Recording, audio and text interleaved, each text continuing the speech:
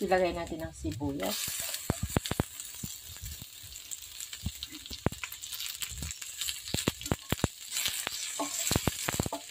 Magluluto po ako ng Ilocano food na Ilocano way po na chicken at saka ampalaya.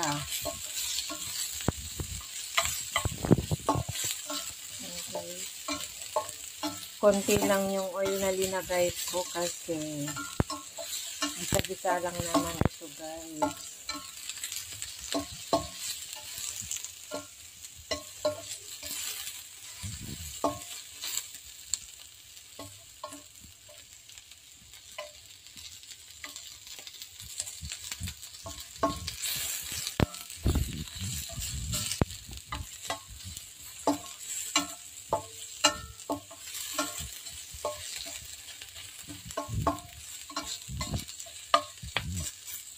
Shout out sa lahat.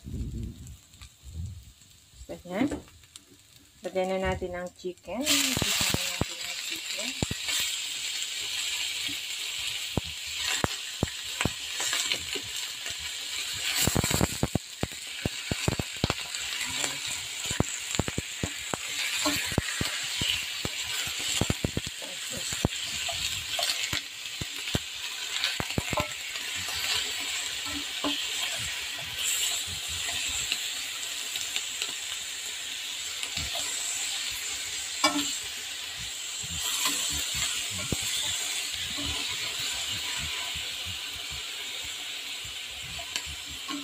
Haluan ko ng ampalaya, guys. Lutong Ilocano. Na-miss ko po yung linuluto ko sa probinsya namin. Ayan, guys.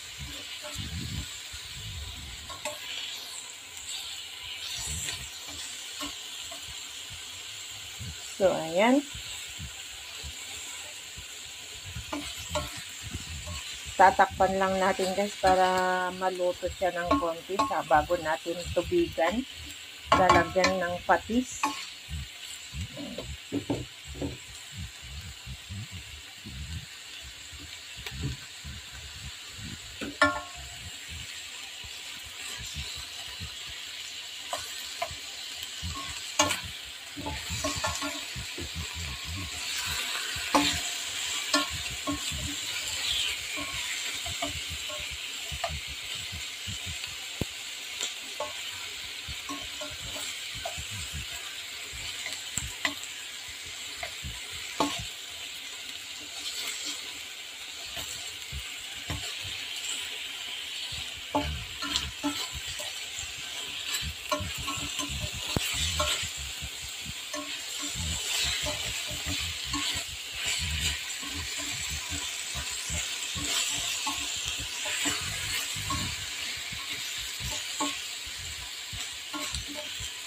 Takpan muna natin, guys.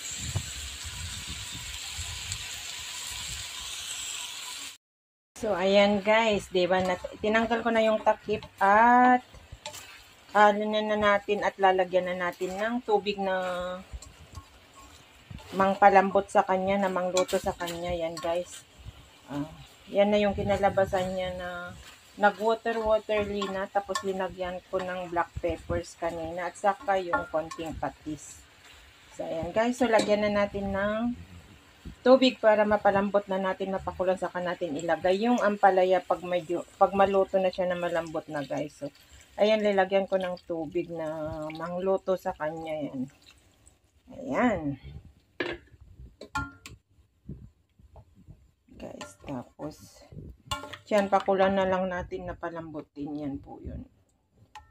Tapos saka natin ihalo yung kinating ko na ampalaya pag maluto na ito na okay na ang lahat, guys. So, ayan, at nagluto po ako ng ng wholemeal oatmeal. Nagluto po ako ng oatmeal with banana and cinnamon powder and 1 egg kanina. Yung parang nandun sa short video ko yun. Ito po yun. Ito po yun yung linuto ko. Na ano, na oatmeal na linagyan ko ng 1 egg. Tapos banana, nag-smash ako ng banana. Ayan, kinagatan ko na yan, guys. Ayan. Ang sarap ito ang ano. Ito ang kakainin ko na pag naluto ko yung chicken. Ito yung pinaka-rice ko, guys. So, ayan. Idinipry ko lang ng olive oil kanina kaya hindi siya ma-oily kasi olive oil na konti lang na nilagyan ko yung kawali para hindi siya mag-stick. So, ayan guys. Healthy food. Ayan guys. So, ayan, ano na. Malambot na siya. Yan, nagbibiyak-biyak na yung chicken. So, pwede na natin ilagay yung ampalaya guys. Kanina pa ito kumukulo at saka konti na yung sabaw. Ganito lang yung pagluluto ko ng style Ilocano na pag linalagyan ng ampalaya guys. And ayan, ilalagay ko na po yung ampalaya ko. Supposed to be meron po itong sutanghon, kaya lang hindi ko linagyan ng sutanghon kasi nga made of rice yung sutanghon, miss. Ayaw ko nga. So, ganyan lang guys. Ilagay na natin yung ampalaya at papakuluan natin yan. I-cook natin bago natin ahunin yung maliliit na ampalayan guys. So, hindi ko muna ihahalo yan guys. Hayaan ko lang na maluto dyan para hindi mapait. Hayaan ko lang nakuluan niya.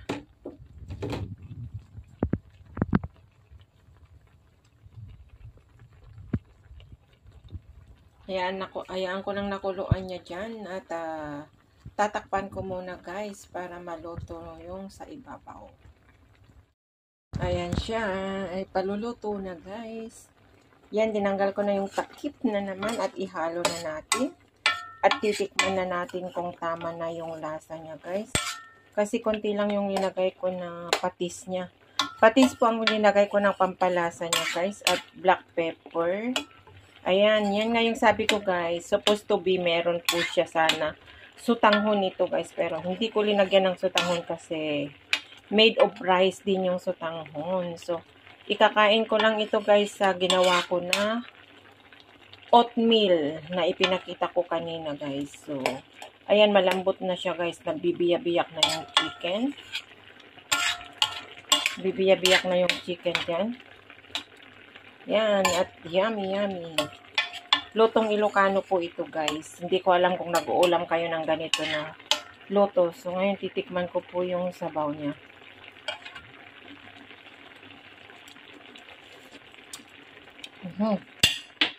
Ang sarap. Ang sarap guys, hindi masyado mapait yung ampalaya. Sarap. Perfect. Yummy. Kasi ganun po ako guys, malapit na kasi darating ang amo ko at may bisita pa ako na parating. And hindi na ako makapagluluto ng mga gusto kong kainin na naman na Filipino food. So ngayon yung namimiss ko na pagkain namin na Ilocano, na luto na way na lutong style ko na ay linuto ko ngayon guys para matikman ko na kasi back to vegetarian na naman ako pagdating ng amo ko. So ayan.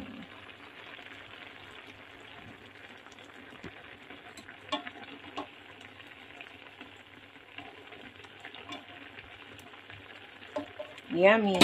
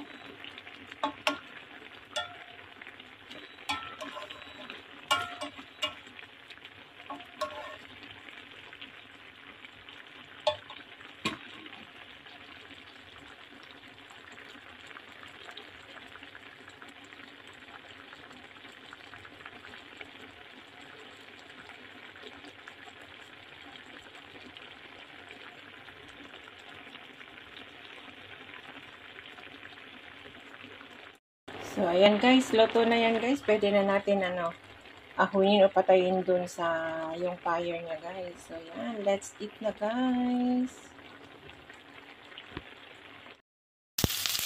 Ngayon naman guys, magluluto po tayo ng tortang ampalaya.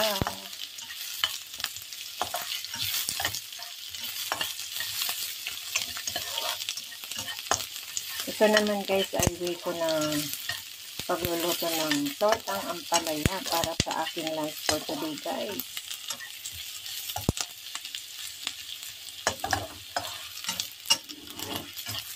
Gagawa tayo ng ating content for today. Shout out sa lahat na lang guys. Maraming salamat again and again sa mga walang sawang nanonood sa aking very simple raw vlog guys. Salamat sa mga hindi nag-i-skip ng ads. Maraming salamat. Yun guys, pasensya na kayo kung mga simple-simple lang yung napapakita ko sa inyo. Sa mga hindi nagsasawa na mag-support sa akin, salamat ng marami. Ayun guys, ilagay ko na po yung kamatis.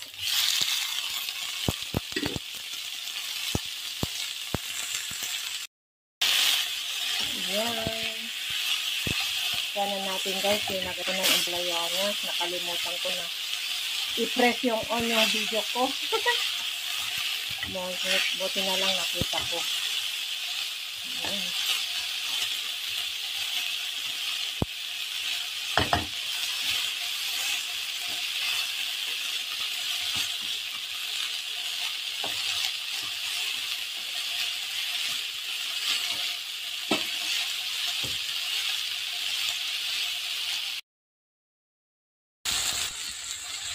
Ayan, nalagyan na rin.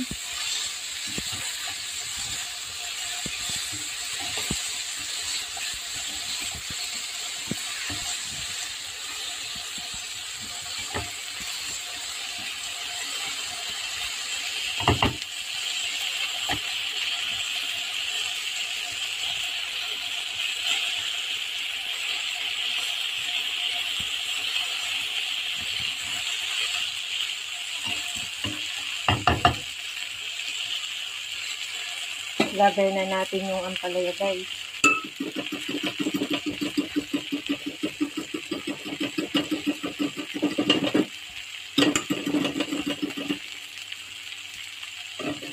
Ay, wala ba? Lagay na natin yung eggs guys na binuti ko yan. Ipaikot na natin. At ayan.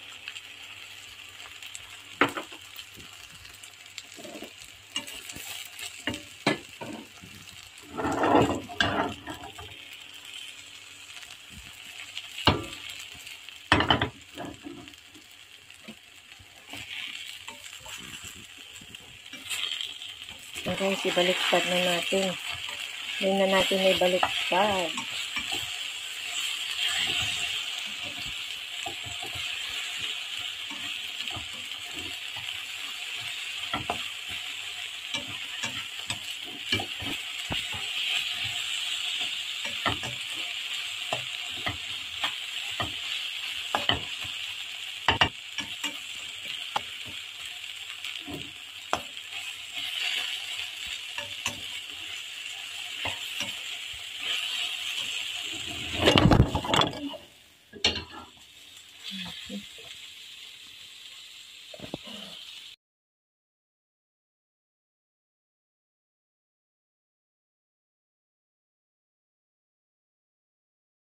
So, ayan guys, luto na ang aking tortang ampalaya. Ready to serve guys. Kainan na. Tayin ko na yung apoy. Yan ang napakasimpleng meal for today, tortang ampalaya.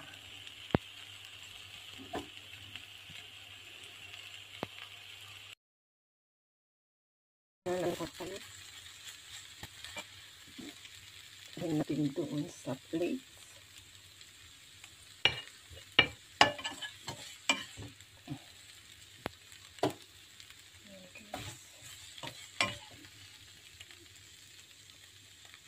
Torta.